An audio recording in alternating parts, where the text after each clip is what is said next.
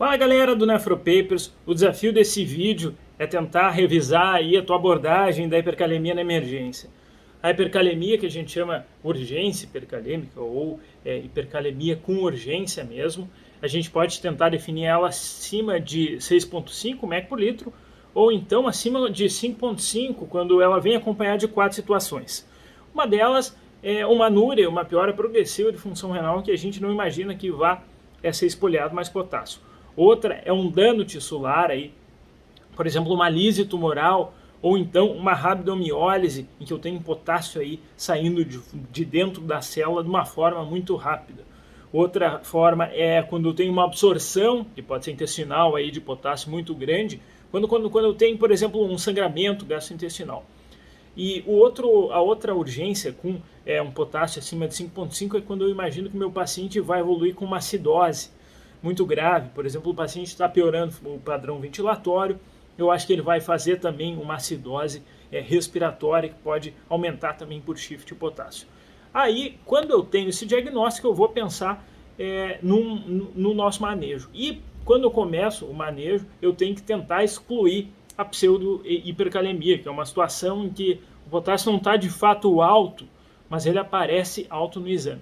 Eu tenho que pensar em 4 grandes situações, uma delas é um garrote muito apertado. O garrote apertado acaba causando uma lise celular, soltando potássio para fora da célula, falseando o nosso exame. Outra coisa é a plaquetose, principalmente acima de 500 mil, uma leucocitose acima de 120 mil, e a quarta coisa é uma presença sabida de pseudo-hipercalemia familiar. Perguntar para o familiar, vem cá, tu nunca tivesse um potássio muito mais alto também no teu exame, isso é alguma coisa a ser perguntada na sala de emergência. O próximo passo é o gluconato de cálcio. E o gluconato de cálcio, o Cadigo, ele sugere que a gente faça nos pacientes que a gente julga com urgência e hipercalemia, mesmo naqueles pacientes que não têm uma alteração do eletrocardiograma agudo. Então, se o paciente não tiver, a gente vai lá e faz uma ampola de gluconato de cálcio. Se ele tiver, a gente faz uma e depois repete, faz outra, porque a gente considera que o mais importante, que mais põe em risco a vida, de fato é a arritmia aguda. Depois vão ser as medidas de shift. São 2 as principais medidas de shift que a gente vai fazer. Uma delas é a glicoinsulina, aquela famosa solução polarizante em que a gente vai dar 10 unidades de insulina e também vai tentar dar 25 a 50, de preferência 50 gramas de glicose. Isso pode ser feito, por exemplo, com 100 ml de um soroglico a 50% ou então a 1 litro a 5%, ambos vão ter 50 gramas de potássio, de glicose. A outra medida então vai ser a nebulização com beta-2 agonista. A gente costuma ter o fenoterol. Isso vão ser doses altas de fenoterol que a gente não utiliza para broncoespasmo na prática clínica.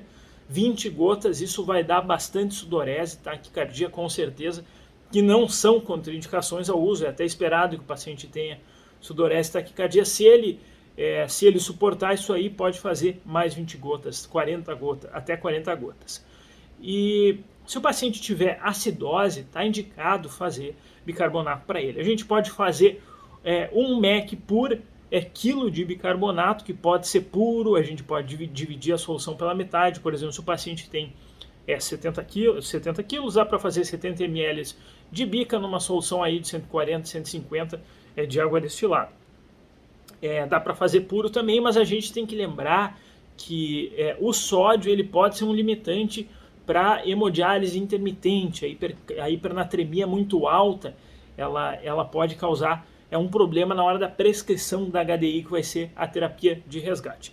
E depois a gente vai ir para aquelas medidas que vão ser de fato, vão tentar de fato baixar o potássio. Se o paciente não tiver anúrico, vale a pena tentar fazer o diurético de alça, a furosemida, que vai ser em doses altas, doses aí de pelo menos 1 mg por quilo, sempre endovenoso. E lembrar de só fazer a furosemida caso o paciente esteja euvolêmico ou hipervolêmico, não fazer furosemida em paciente hipovolêmico, primeiro corrigir a hipovolemia. E após, a próxima medida vai ser de fato aí a hemodiálise intermitente de alta eficiência, que vai ser o padrão ouro, geralmente em 2 horas. 2 horas é o suficiente para baixar bastante o potássio do paciente em urgência.